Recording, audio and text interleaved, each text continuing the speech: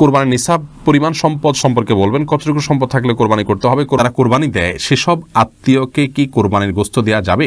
অনেকে গোশত না দিলে আবার মাইন্ড করেন, তবুও তাদের প্রচুর গোশত হয়। আকিকা না দেওয়া থাকলে কি কোরবানি দিতে পারে? দোয়া কুনুত ছাড়া কি ভিতরের নামাজ হবে? রুমে অ্যাটাচড বাথরুম থাকলে সেই রুমে নামাজ পড়লে কি নামাজ হয় না? নাপাক অবস্থায় হাদিস ইসলামের বই ধরা যাবে কিনা? নামাজ পড়ার সময় হাত পা নাড়ানো এবং অন্যদিকে তাকালে গুনাহ হবে কিনা? বয়সে বড় মেয়েকে বিয়ে করা যাবে কি না? গোপনাঙ্গের লোম পরিষ্কার করলে কি গোসল ফরজ হয়? পরিবারের বাবা বড় ভাইয়ের সামনে মাথায় ওড়না না থাকলে কি পাপ হবে? খাটের উপর নামাজ পড়া যাবে কিনা? হারানো টাকা কি করব? মালিককে অনেক খোঁজাখুঁজির পরেও পাই নাই। কেউ যদি নামাজে দোয়া মাসুরা না পড়ে তার নামাজ হবে কিনা? তাওহিদুল ইসলাম সজীব জানতে চেয়েছেন, গোপনাঙ্গের লোম পরিষ্কার করলে কি গোসল ফরজ হয়? না, এর সাথে গোসল ফরজের কোনো সম্পর্ক নাই। বড়জোর অজু করে নেবেন, পরিষ্কার পরিচ্ছন্ন হবেন। আন্নি আপনি জানতে চেয়েছেন, কেউ যদি নামাজে দোয়া মাসুরা না পড়ে তার নামাজ হবে কিনা? হয়ে যাবে। দোয়া মাসুরা পড়া এটা ফরজ বা ওয়াজিব নয়। মহিলারা নামাজে উচ্চস্বরে কেরাত পড়তে পারবে কি না, এটা জানতে চেয়েছেন মেঘ রহমান। আপনি মহিলারা উচ্চস্বরের নামাজে কেরাত পড়বেন না, তবে ঘরে যখন নামাজ পড়বেন রাতের নামাজগুলো গুনগুনিয়ে তারা অবশ্যই আদায় করতে পারবেন। জোবেদা খানম আপনি জানতে চেয়েছেন, শাশুড়ি বিনা কারণে কষ্ট দিলে, হিংসা করলে তার কাছ থেকে দূরে থাকলে কি গুনাহ হবে? দূরে থাকা বলতে আপনি তাকে অ্যাভয়েড করে চললেন, অবশ্যই আপনি এটা করতে পারেন, অসুবিধা নেই, কিন্তু একদম সম্পর্ক ছিন্ন করে ফেলা উচিত নয়। সবর জিনিসটা কেন?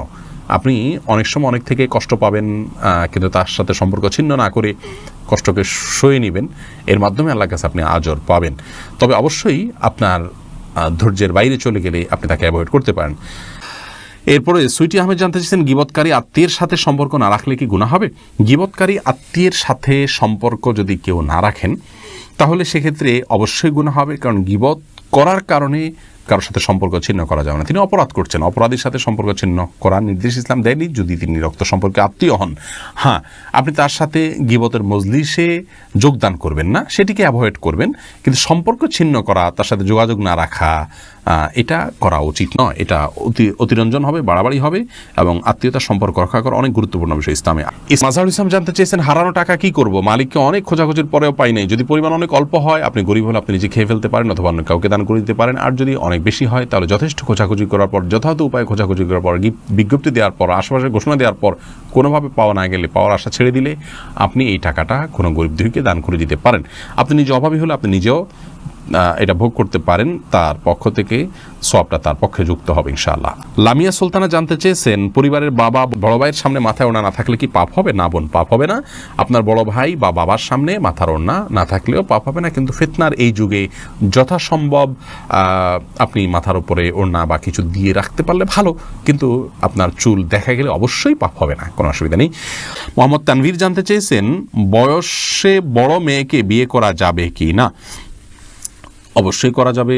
বয়সে আপনার চাইতে আপনি যাকে বিয়ে করবেন তার বয়স যদি বেশি হয়, বিয়ে করাতে কোনো অসুবিধা নেই। নবী করিম সাল্লাল্লাহু আলাইহি ওয়াসাল্লাম নিজে বিবাহ করেছেন খাদিজা রাদিয়াল্লাহু তাআলা আনহাকে, তখন তার অনেক বেশি বয়স ছিল, নবী সাল্লাল্লাহু আলাইহি ওয়াসাল্লামের চাইতেও বেশি বয়স ছিল, বিধায় নিজের চাইতে বেশি বয়সের কাউকে বিবাহ করাতে ইসলামের শরীয়তের দৃষ্টিকোণ থেকে কোনো প্রকার বাধা নেই। বিবাহ নিয়ে আমাদের অনেক কুসংস্কার, আমরা বিধবা বিয়ে করতে চাই না, আমরা তালাকপ্রাপ্তা বিবাহ করতে চাই না, এবং আপনার একবার বিয়ে হয়ে গেলে মনে করি জীবনের তরে বন্ধন হয়ে গেছে, কোনোভাবে ছুটলে দোষযুক্ত মনে করি। এইগুলোর সবগুলো আমাদের সমাজের অপসংস্কৃতি, এগুলো অনেক অন্যায়ের দুয়ারকে উন্মোচন করে। বিবাহ বিষয়টাকে শরীয়ত অনেক ইজি করেছে। সাহাবায়ে কেরাম পুরুষ হয়তো একাধিক বিয়ে করছেন, সেটাও যেমন তাদের কাছে স্বাভাবিক ছিল, নারীদেরও একাধিক জায়গা বিয়ে হচ্ছে, সেটা সম্পূর্ণ স্বাভাবিক মনে করা হচ্ছে। এখন 2-3 জায়গা বিয়ে হলে, তালাক হলে তাকে মানুষ মনে করে যে লোকটা খারাপ বা ভালো মানুষ নয়। এটি সম্পূর্ণ একটি ষড়যন্ত্র অংশ। ইবলিস আমাদের সমাজকে অস্থিতিশীল করবার জন্য এই কালচারগুলো প্রবেশ করে দিয়েছে সমাজে। এগুলো আমাদের যত বেশি আমরা বুঝতে সক্ষম হব, ততই ইনশাআল্লাহ কল্যাণের পথে অগ্রসর হতে পারবো। জান্নাতুল ফেরদাউস আপনি জানতে চেয়েছেন, খাটের উপর নামাজ পড়া যাবে কি না? জি, অবশ্যই যাবে। খাটের উপর নামাজ পড়াতে কোনো অসুবিধা নেই। অনেকে মনে করেন যে খাটের উপরে বা বিছানা চাদরের উপর নামাজ পড়ার জন্য, বিছানা চাদর ধোয়া থাকে, পরিষ্কার থাকে, নাপাক দেখা না যায়, কোনো নাপাকের আলামত না থাকে, তাহলে সেখানে সালাত আদায় করতে কোনো অসুবিধা নেই।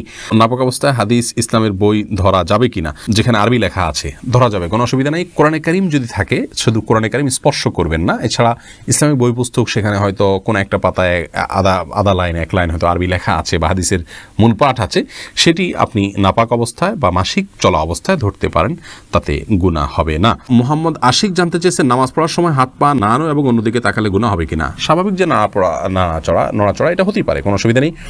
অন্যদিকে তাকানো বলতে একদম আপনার ডানে বামে ঘুরিয়ে ফিরিয়ে বা চুরি করে যেটাকে তাকানো বলে, এভাবে তাকানো তো অবশ্যই দোষের, কিন্তু আপনার যে দাঁড়ানোর এরিয়া এর ধারে কাছের যে জায়গাগুলো, কথা কয়েক হাতের জায়গাগুলো দেখা যায় চোখের এরিয়াতে চলে আসে, ইচ্ছাকৃতভাবে তাকিয়ে থাকা অনুচিত কিন্তু চোখের এরিয়াতে চলে আসে, সেটি দোষের কোনো কারণ নয়।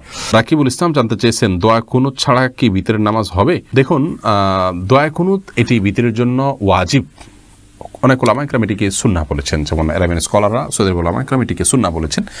তো সাধারণ এবং স্বাভাবিক অবস্থাতে বিতরের নামাজ এটিতে দোয়া কুনুত পড়া উচিত এবং কোনো কারণ ছাড়া দোয়া কুনুত ছাড়া নামাজ পড়া উচিত নয়। হ্যাঁ, কেউ নন মুসলিম হলেন, তিনি জানেন না, তাহলে তার জন্য জায়েজ আছে। বিকল্প হিসাবে তিনি যে কোনো দোয়া ওই জায়গায় দাঁড়িয়ে করলেন আল্লাহর কাছে, তাতে ইনশাআল্লাহ বিদিনিল্লাহ তার বিতিরের সালাত আদায় হয়ে যাবে, কিন্তু এটাকে নিয়ম বানিয়ে নেওয়া উচিত নয়।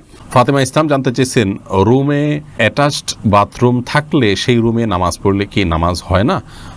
এটা কতটুকু সঠিক? না, এটা ভুল কথা। অ্যাটাচ বাথরুম থাকলে সেখানে নামাজ হবে না এমন কোনো কথা কোরআন অথবা হাদিসের কোথাও বলা হয়নি। এটি যদি কেউ বলে থাকে তাহলে সেটি তার পক্ষ থেকে অতিরঞ্জন অথবা মন গড়া কথা ছাড়া আর কিছু নয়। এমডি জাহিদুল ইসলাম জানতে চেয়েছেন আকিকা না দেওয়া থাকলে কি কোরবানি দিতে পারে? আকিকার সাথে কোরবানি কোনো সম্পর্ক নেই, দুটো সম্পূর্ণ দুই ধরনের ইবাদত। আকিকা না থাকলেও কোরবানি দিতে পারেন, আকিকা না দিলেও কোরবানি দিতে পারেন। মালিক শাহ জাইন আপনি জানতে চেয়েছেন যারা কোরবানি দেয় সেসব আত্মীয়কে কি কোরবানির গোশত দেওয়া যাবে? অনেকে গোশত না দিলে আবার মাইন্ড করেন, তবুও তাদের প্রচুর গোশত হয়।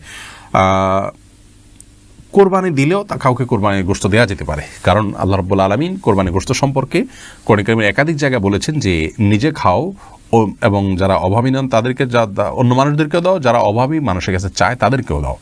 তার মানে এখানে আত্মীয় স্বজন যারা সলভেন্ট আছেন, আত্মীয়তার বন্ধনস্বরূপ তাদের জন্য কিছু হাদিয়া আপনি পাঠাতে পারেন, এতে কোনো দোষের কিছু নেই।